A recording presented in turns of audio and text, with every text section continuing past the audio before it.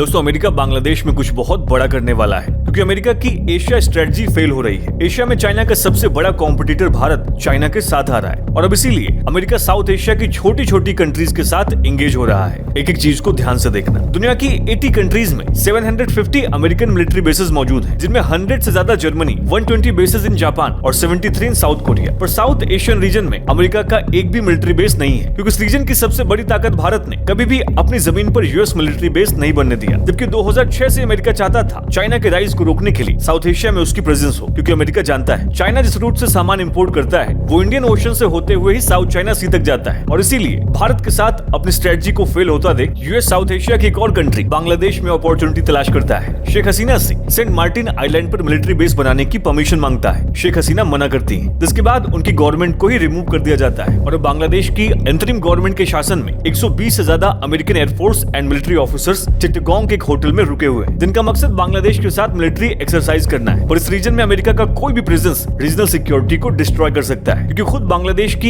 X PM ने accept किया था अमेरिका बांग्लादेश की चिट्टगोंग, म्यांमार के चिन स्टेट और भारत के नॉर्थ ईस्ट के कुछ एरियाज को तोड़कर यहाँ पर एक क्रिश्चियन कंट्री बनाना चाहता है। आपकी इस पर राय क्या है, हमें कमेंट सेक्शन में जरूर लिखिएगा। ऐसे और वीडियोस के अपडेट्स के लिए चैनल को सब्सक्राइब और इंस्टा पेज को फॉलो जरूर करिएगा।